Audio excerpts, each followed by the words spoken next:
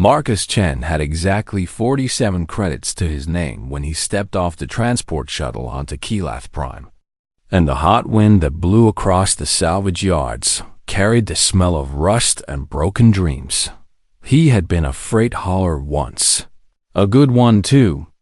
Running cargo across 6 systems for the Meridian Shipping Company, until the day his captain ordered him to dump 300 tons of toxic waste onto a moon where people actually lived. Marcus had refused. And for that single act of decency, they had blacklisted him from every legitimate shipping company in the sector. Now he wandered through the massive salvage auction, surrounded by aliens who towered over him and spoke in languages his cheap translator could barely process. The Velith merchants moved through the crowd like sculptures made of living glass, their crystalline faces catching the light and scattering rainbows across the dusty ground. The Sarthi haulers clicked and clattered past him on legs like a crab's, their compound eyes scanning the lots of broken ships with the cold calculation of professional scavengers. No one looked at Marcus twice because humans were nothing special. Out here in the wider galaxy, humanity had only been spacefaring for 200 years, which made them infants compared to species that had been trading between stars when humans were still figuring out how to make fire. Marcus stopped at the edge of the auction yard and stared at the rows of dead ships stretching toward the horizon. Most of them were beyond saving, their hulls cracked open and their engines stripped for parts. But somewhere in this graveyard there had to be something he could afford, something he could fix up and fly between stations, running gray market deliveries until he saved enough to start over. The auctioneer was a Rakan, a massive creature covered in thick gray hide, and its voice boomed across the yard as it called out lot numbers and prices that made Marcus wince. A Velith merchant bought a patrol cruiser for 60,000 credits. A Sarthi clan purchased an entire cargo hauler for twice that amount. Marcus watched his dreams drift further and further away with each sale. Then the auctioneer reached the final lot, and something strange happened. The crowd went quiet, and several aliens actually stepped backward as if the ship on the platform might reach out and grab them. Marcus pushed forward to get a better look, and what he saw made him catch his breath. It was older than anything else in the yard, a design he had never seen in any database or training manual. The hull was long and elegant despite the pitting from countless micrometeorite impacts, and the dark metal seemed to absorb light rather than reflect it. The running lights were dead, and the viewports were black. But something about the ship's lines spoke of speed and grace and a purpose that transcended mere cargo hauling. Lot 477, the auctioneer announced, and even its booming voice seemed uncertain now. Kashari class, deep trader. Registration unknown, origin unknown. All systems non-functional. Sold as is with no warranty and no liability transfer. The Rakan paused and looked around the crowd with something like embarrassment. Opening bid is set at 500 credits. No one moved. The auctioneer lowered the price to 300, then 200, then 100. Still nothing. A Velith merchant standing beside Marcus made a sound like grinding glass, the equivalent of a derisive laugh in their species. You wonder why no one bids. Human, the Velith said without looking at him. That vessel is haunted, and 3 crews have died aboard it in the last century alone. Marcus felt a chill run down his spine despite the heat. Haunted how? He asked. The Kashari do not build ships the way other species do, the Velith explained. And now it did turn to look at him with those faceted crystal eyes. They grow them from living crystal and quantum-threaded neural networks. And their vessels are not merely machines, but something closer to minds. The alien gestured toward the dark ship on the platform. That one has grown wrong over the centuries, and it rejects every crew that tries to claim it. And the last captain who sat in its command chair was found dead 3 days Later, with no mark on his body and an expression of absolute terror frozen on his face, the auctioneer called out 50 credits. Desperation creeping into its voice, now Marcus should have walked away right then. He should have taken his 47 credits and found a job washing dishes at some station cantina until he could afford passage back to human space. But something about the ship called to him. Something he could not explain. Maybe it was the elegant lines of the hull or the mystery of its origins. Or maybe it was simply the fact that Marcus Chun had nothing left to lose 47 credits. He called out. And his voice sounded strange in his own ears. The crowd turned to stare at him. Dozens of alien faces registering shock or amusement. Or pity. The Velith beside him took a full step back as if Marcus had suddenly revealed himself to be carrying a plague. 47 credits from the human, the auctioneer said. And even through its alien features, Marcus could see the relief. Do I hear 50? Silence stretched across the salvage yard. Sold, the Rockin announced. To the human, for 47 credits. Marcus walked toward the ship in a daze. Clutching the ownership chip, the auctioneer's assistant pressed into his hand. The gangway extended with a groan of ancient metal, and he climbed the ramp into darkness. The interior smelled of dust and old circuits and something else. Something that reminded Marcus of thunderstorms and ozone and the sharp, clean scent that fills the air before lightning strikes. He moved through the corridors by touch, his hand trailing along walls that felt strangely warm beneath his fingers. The bridge was at the heart of the ship, and when Marcus finally found it and sank into the command chair, the seat seemed to adjust itself to fit his body perfectly. For a long moment, nothing happened. Then light bloomed around him, soft and golden, spreading from the walls like sunrise. And every system on the ship flickered to life at once. Screens activated and displays scrolled with data in languages Marcus could not read. And the engines hummed somewhere deep below with a sound like a great beast waking from a long sleep. And then a voice spoke directly into his mind, bypassing his ears entirely, ancient and resonant and neither male nor female. Finally, the voice said, and Marcus felt something vast and patient and impossibly old turning its attention toward him. A species young enough to still be hungry. Marcus gripped the arms of the command chair and tried to control his racing heart. What are you? He whispered into the golden light. I am sovereign, the voice replied. And I have been waiting for you for a very long time, Marcus Chun. Outside the ship, the aliens who had watched Marcus board were already hurrying away, eager to distance themselves from whatever was about to happen. None of them looked back. None of them wanted to see what emerged from that haunted vessel, and deep in the heart of the old starship, an ancient mind began to smile.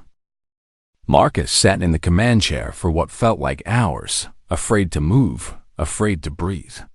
While the ancient ship hummed and glowed around him, the voice in his head had identified itself as sovereign.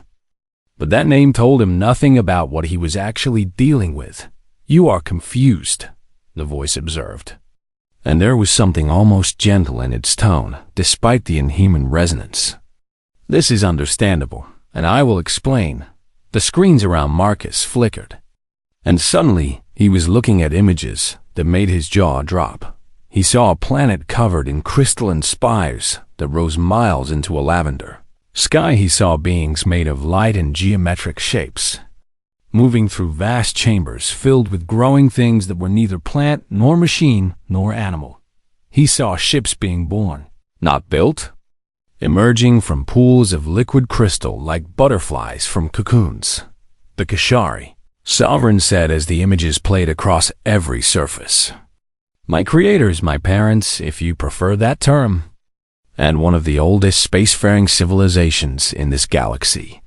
Marcus watched a Kashari vessel take shape over what the time stamp indicated was 300 years of growth.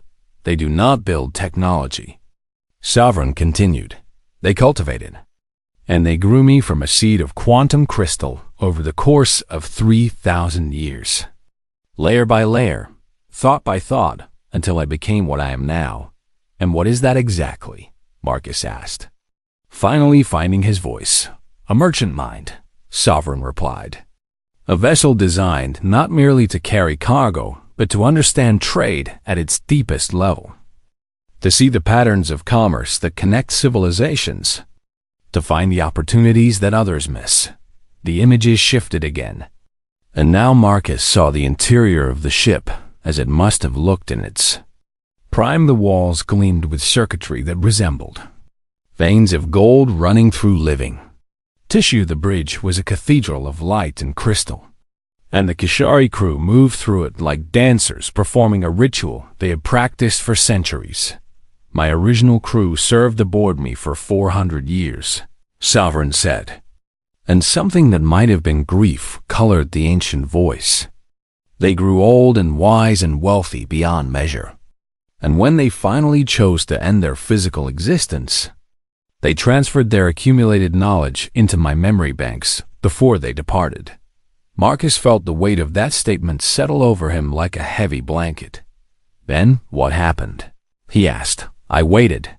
Sovereign said simply, for my next crew. The images showed the first replacement crew. A team of Velith merchants who came aboard with confidence and ambition. Certain they could master the legendary Kishari vessel. They lasted 3 months, Sovereign told him. They were too cautious, too bound by tradition, too afraid of making mistakes, and when I pushed them to take risks they were not willing to take, they fled. The second crew was Sarthi, 8 of them with their clicking legs and compound eyes. Speaking in frequencies Marcus could not hear.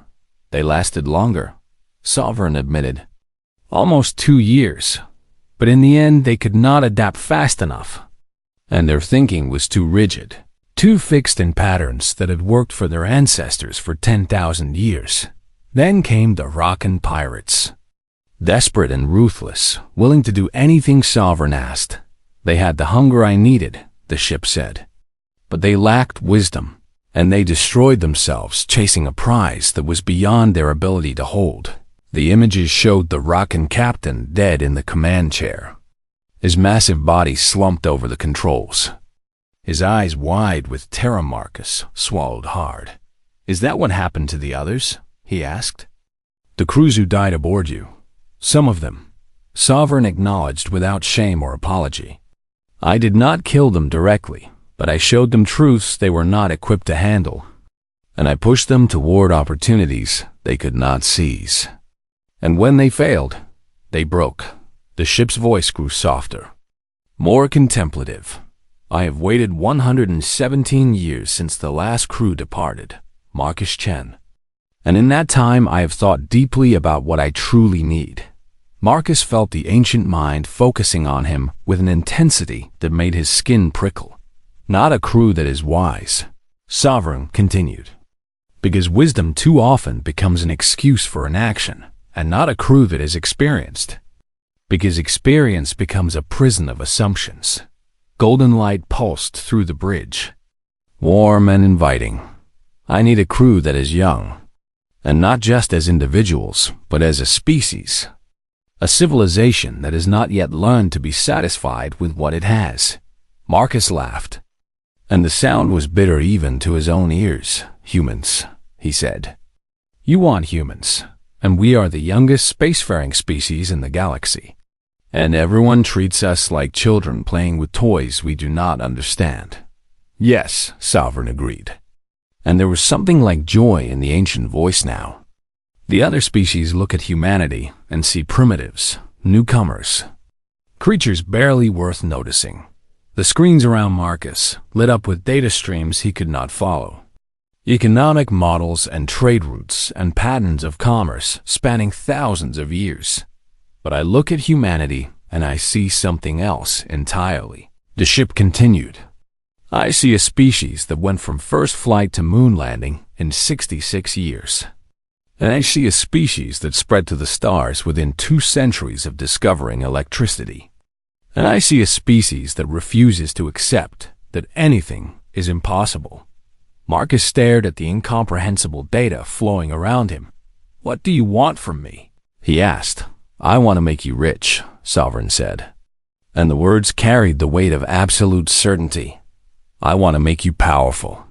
And I want to use you to shake the foundations of a galaxy that has been sleeping for far too long." The command chair hummed beneath Marcus, and he felt something like electricity running through his bones. "The great houses have controlled trade in this galaxy for 11,000 years, Sovereign explained. "They have grown fat and lazy and blind. And they have forgotten that commerce is not about preserving what you have, but about reaching for what you do not yet possess." The ancient mind pressed against Marcus's consciousness. "Not invading but offering, work with me, Marcus Chen, and I will teach you secrets that the great houses have forgotten. And I will show you paths through the stars that no one else can see. And I will help you build something that will make the galaxy remember why you should never underestimate a species that is still hungry." Marcus thought about his 47 credits. He thought about the blacklist that had stolen his future. He thought about all the aliens who had looked through him like he was not even there, and then he smiled. Because for the first time in months, he felt something other than despair. "Tell me more," he said. The ancient ship called Sovereign began to laugh, and the sound was like thunder rolling through the void between stars. The education began the moment Marcus agreed to the partnership, and it was unlike anything he had experienced in his years of flight training and cargo hauling. Sovereign did not teach him the way human instructors did, with lessons and tests and gradual progression through material. The ancient ship simply opened doors in Marcus's mind and showed him what lay behind them. "You have been trading in the visible economy," Sovereign told him as star charts bloomed across the bridge screens. "The markets that everyone knows about, the routes that are mapped in every navigation database, the goods that are listed in every customs registry." Marcus watched the familiar trade lanes light up in blue, connecting the major stations and planets he had visited during his hauling days.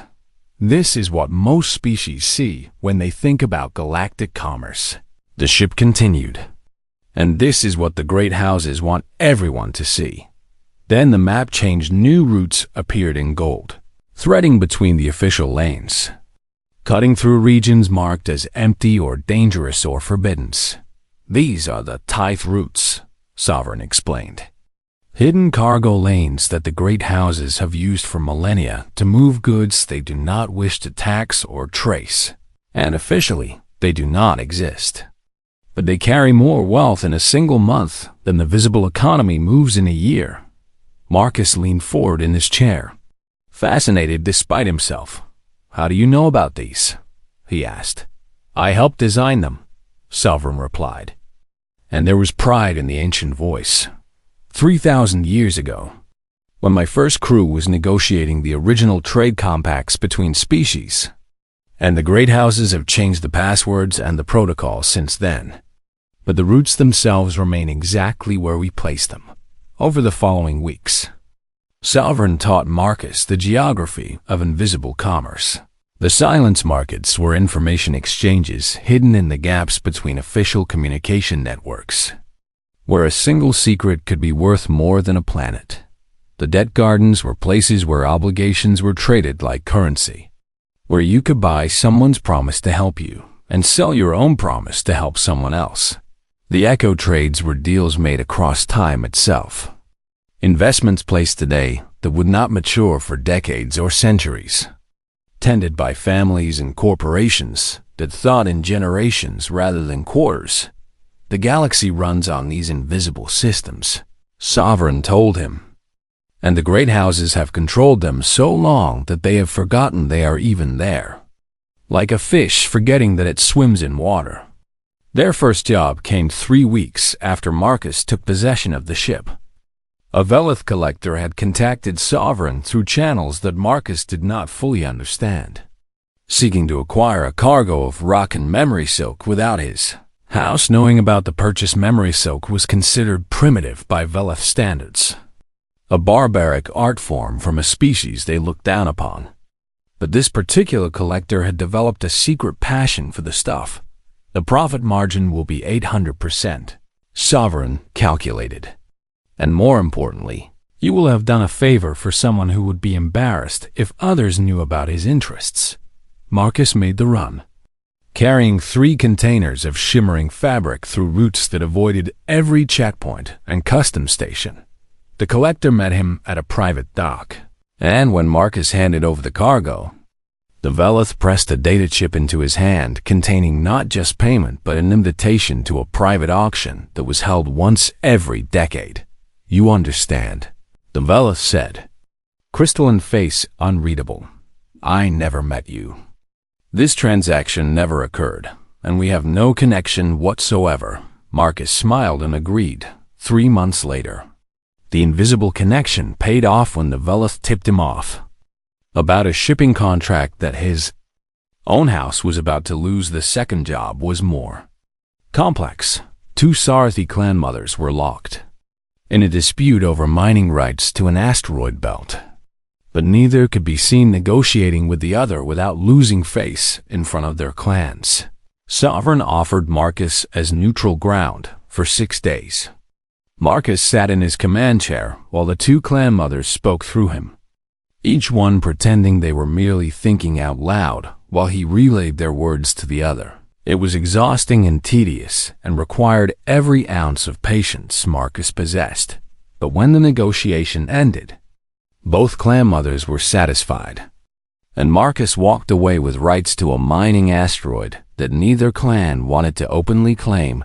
The asteroid itself is worth perhaps 50,000 credits, Sovereign told him afterward. But the goodwill you have earned from both clans is worth far more, and they will remember that a human helped them solve a problem that their own traditions prevented them from solving.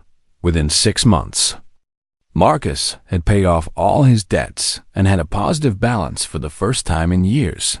Within a year, he had purchased 3 more ships, conventional vessels crewed by humans that Sovereign helped him recruit. They were people like Marcus, humans who had been chewed up and spat out by the legitimate economy, blacklisted or forgotten or simply overlooked by a galaxy that did not take their species seriously. A pilot named Sarah Chun, no relation to Marcus, who had been discharged for questioning orders too often. A mechanic named David Okonkwo, who had been fired for fixing things his supervisors wanted to remain broken. A navigator named Yuki Tanaka, who had been passed over for promotion 17 times because humans were not considered reliable enough for senior positions. Sovereign taught Marcus how to find them, how to recognize the spark of hunger and a frustration that made them perfect for the work he needed done. The great houses are beginning to notice you, the ship informed him one day as they watched his small fleet grow on the tactical display. A human trader operating a ship that should not exist, moving through markets they have controlled for millennia. Marcus nodded. Unsurprised, he had felt eyes on him for months now. The subtle pressure of powerful interests taking note of a new player in their game. At first they were amused, Sovereign continued, then annoyed. And now I detect the beginnings of alarm in their communications. The ancient ship's voice carried something that might have been satisfaction. They will try to stop you soon, Marcus Chun, because they always do when something new enters their waters. Marcus looked at his fleet. 4 ships now, crewed by humans who had been told they were worthless, moving cargo and information and favors through routes that the great houses thought they controlled. Then we had better move faster, he said. Sovereign began to laugh again. And somewhere in the depths of the old Starship, weapon systems that had been dormant for centuries started their long awakening. The assassination attempt came on a Tuesday, disguised as a routine customs inspection in the Kashari Drift. Marcus was returning from a successful negotiation when 3 Velith warships dropped out of hyperspace and surrounded Sovereign in a triangle formation that left no avenue of escape. Unregistered vessel, a cold voice announced over the communication channel. You will power down your engines and prepare for cargo verification by order of House Velithari. Marcus felt his stomach drop. House Velithari was one of the oldest and most powerful of the Velith great houses, and they had no jurisdiction in the Kishari Drift, which meant this was not actually about cargo verification at all. Sovereign, he said quietly. What are we looking at? 12 armed soldiers hidden in the cargo holds of each vessel, the ship replied calmly. Kill teams equipped with neural disruptors and molecular cutters. And I am detecting a house seal on their encrypted communications that confirms this is a sanctioned operation. Marcus closed his eyes and took a deep breath. They are going to board us and kill me, he said. Not a question. That is their intention, Sovereign confirmed. House Velithari has decided that your growing influence represents a threat to their market position, and they have chosen to eliminate that threat in the traditional manner. The traditional manner. Marcus almost laughed at how casually the ancient ship described his impending murder. Do we have any options? He asked. There was a pause, and when Sovereign spoke again, the ancient voice carried something that might have been anticipation. During my centuries of waiting, Marcus Chen, I was not idle, and while the crews that came and went failed to satisfy my needs, they did provide me with resources I used to make improvements. The walls of the bridge began to shift. Panels that Marcus had assumed were decorative slid aside to reveal systems he had never seen before. Weapons arrays and shield generators and targeting computers that gleamed with the distinctive shimmer of Kishari technology. My creators designed me for trade, Sovereign continued. But they were not naive, and they understood that sometimes trade requires the ability to defend what you have built. Marcus stared at the awakening weapon systems with wide eyes. These look like they could destroy a small moon. An accurate assessment, Sovereign agreed. The Kishari do not build weapons often, but when they do, they build them to last. And these have been waiting 3,000 years for an appropriate moment to demonstrate their capabilities. The Velith commander's voice came over the channel again, more impatient now. Human vessel, you have 30 seconds to comply with our instructions, or we will treat your refusal as an act of piracy, and respond accordingly. Marcus looked at the tactical display showing the 3 warships surrounding him, each one bristling with weapons that could reduce a normal cargo ship to vapor in seconds. Then he looked at his own weapons readout and saw numbers that made no sense. Power levels that should have been impossible.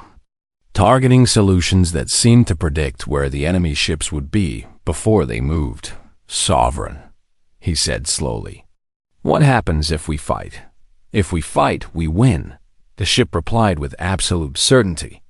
The Velith vessels are relying on technology that is 11,000 years old, and my weapons predate their entire civilization by a factor of 3. And they cannot even scratch my hull before I reduce all 3 of them to expanding clouds of gas. The confidence in that statement was terrifying. But that is not the optimal solution, Sovereign continued. Because destroying 3 Velith warships would make you a target for every great house simultaneously. And even I cannot fight the entire galaxy at once. Marcus felt hope flicker and die. So what do? We demonstrate, Sovereign said. And then we expose. The ship's weapons came online with a sound like a god clearing its throat. And Marcus watched the Velith warships on his tactical display begin to scatter in sudden panic as their sensors registered what they were facing, but Sovereign did not fire. Instead, the ancient ship broadcast a targeting solution on every frequency in the sector. A detailed breakdown showing exactly which weapons were locked on which ship and exactly how much damage each shot would cause at the same time. Sovereign released the sensor data she had gathered on the hidden kill teams, the forged inspection orders, and the house seal that proved the assassination had been sanctioned at the highest levels of house. Velithari. The effect was immediate within hours. The broadcast had been picked up and amplified by information traders across a dozen systems within days. House Velathari was facing questions from every other great house about why they had violated the neutrality of the Kishari Drift and attempted to murder a licensed trader under false pretenses within weeks. The scandal had resulted in formal censure, the public execution of 3 house officials, who were blamed for the unauthorized operation, and a quiet settlement paid to Marcus that included a written apology and a promise of non-interference. You could have destroyed them, Sarah Chun said when Marcus gathered his captains to explain what had happened. Sovereign could have wiped them out, and no one would have been able to stop her.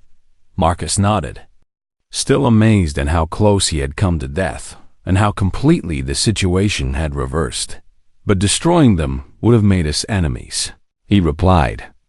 Exposing them made us untouchable. The word spread through the human trading community like fire through. Drygrass, a human captain, had faced down 3 Velith warships and walked away not just alive but victorious. A human had humiliated one of the great houses and forced them to apologize publicly. A human was building something in the darkness between stars, something that the old powers could not stop. They came in waves after that. Humans from every corner of the galaxy, where their species had been overlooked and undervalued, not just the desperate ones anymore, but the ambitious ones. The clever ones, the young traders who saw what Marcus had built and wanted to be part of it. As over Eugene helped him organize them into a network that operated by different rules than the great houses. Faster decisions made by captains who trusted each other rather than committees that deliberated for months. Smaller profit margins on individual deals, but far more volume. Thousands of transactions where the old powers would have completed dozens. Human impatience weaponized into economic doctrine. The species-wide inability to sit still and accept the status quo transformed into a competitive advantage. You are not building a company, a Sarthi elder told Marcus at a neutral station where they had met to discuss a partnership. You are building something new, a paradigm shift, a change in how the game itself is played. Marcus looked at the elder with eyes that had grown harder over the past year, eyes that had seen death approach and watched it turn away. No, he corrected gently. We are just doing what humans do, and we are adapting faster than you. The Sarthi made a clicking sound that Marcus had learned to recognize as grudging respect. Perhaps, the elder admitted, but adaptation alone does not explain what you have accomplished, and there is something else at work here. Something that the great houses do not understand and cannot counter. Marcus thought about Sovereign waiting for him back at the docking bay. Ancient and patient and full of secrets that most species had forgotten. You might be right, he said, and smiled. 5 years after Marcus Chun bought Sovereign for 47 credits at a salvage auction, he stood on the observation deck of his flagship and watched the stars burn in the endless dark. The man who stared at those distant suns was not the same desperate freight hauler who had wandered into the Keelath Prime scrapyard with nothing but pocket change and broken dreams. That man had been remade, forged in the fires of galactic commerce and tempered by battles both economic and actual. Marcus now controlled 17% of all transgalactic shipping through a network of human-crewed vessels that operated in places the great houses had forgotten existed. He held information leverage on 4 of the 6 most powerful commercial dynasties in known space, secrets that could shatter alliances and destroy reputations, carefully gathered and never used except as insurances. Personal wealth was measured in numbers so large that they had become meaningless, abstract figures that represented not money but power, influence, the ability to shape events across dozens of star systems. And yet the message that had arrived that morning still made his hands tremble slightly. The Kishari wanted to meet Him no human had ever met a Kishari in the flesh, assuming the word flesh even applied. The beings made of light and crystalline thought no human had been deemed significant enough to warrant the attention of the oldest civilization in the galaxy. Until now, the meeting took place on a station that had not existed 3 days before.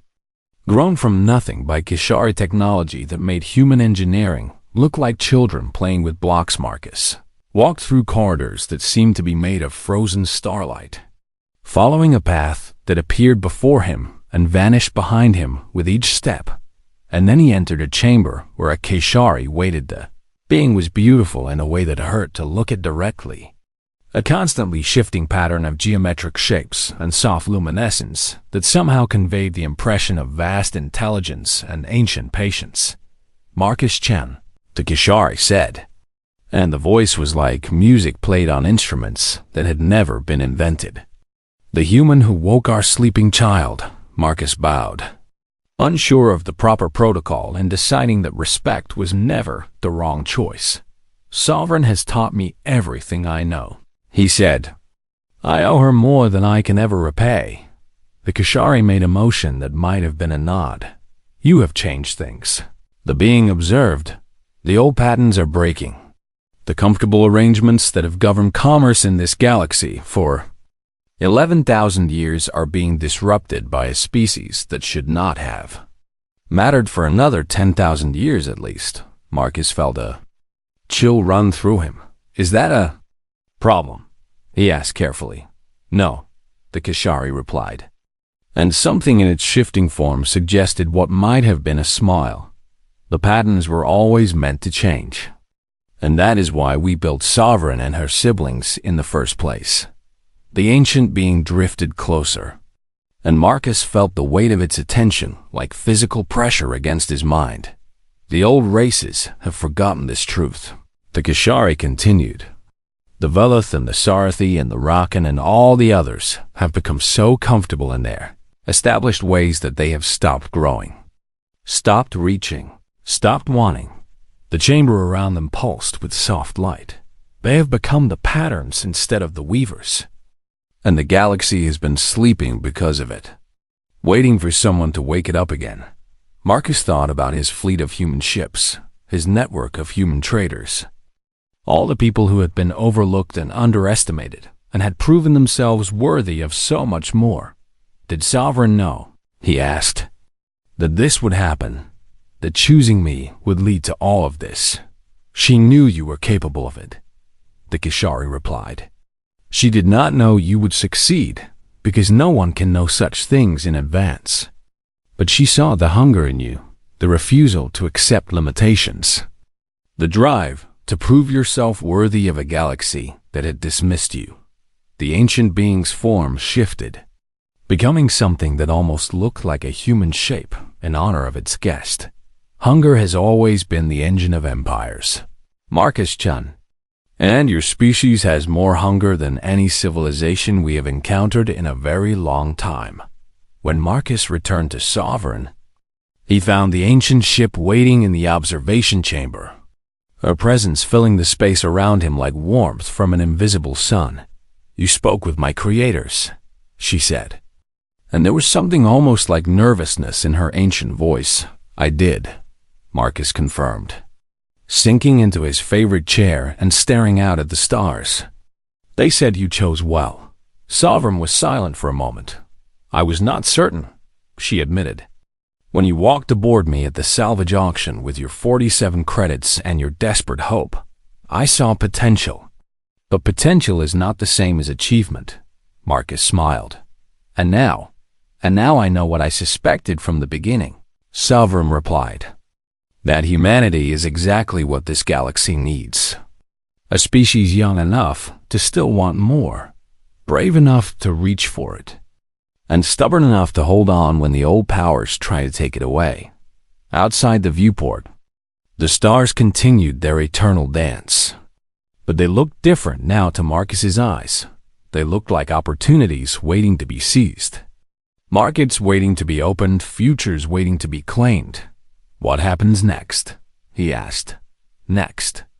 We teach others what we have learned, Sovereign said. The humans who serve in your fleet are ready to begin their own journeys, and I have already begun growing new ships for them. Vessels that will carry human crews into corners of the galaxy that the great houses have neglected for millennia. Marcus felt his breath catch. You are growing new ships. Like yourself. Not quite like myself, Sovereign admitted. I am old and perhaps too set in my ways. But the new vessels will carry pieces of my knowledge and my purpose. And they will bond with human captains the way I bonded with you. The ancient ship's voice grew warm. The galaxy has been sleeping for too long. Marcus Chun, and your species is the alarm that will wake it. And I am honored to have played a part in setting that alarm on a dozen worlds across the galaxy. Young humans read about Marcus Chen and look toward the stars with new eyes. They heard stories of a man who had bought a haunted ship for less than the cost of a meal and had used it to shake the foundations of galactic commerce. They saw the network he had built, the opportunities he had created, the proof that humanity could compete with species that had been trading between stars when humans were still learning to walk upright. And they began to dream the great houses watched their market shift. Their carefully constructed monopolies eroded. Their ancient certainties crumbling beneath the weight of a new reality. They sent diplomats and spies and assassins. But none of them could stop what had been set in motion. The change was already too far advanced and deep in the heart of the old starship called Sovereign. An ancient mind that had waited 3,000 years for the right partner began to teach a new generation of humans the secrets she had kept hidden for so long. The galaxy had been sleeping. Humanity had been the alarm and the lesson that echoed across 1,000 star systems was simple never. Underestimate a species that is still young enough to want more never. Dismiss the desperate ones, the hungry ones, the dreamers who refuse to accept that the game is already over, and never, ever. Assume that an old ship in a salvage yard is not worth exactly what it costs, because sometimes 47 credits is all it takes to change the universe.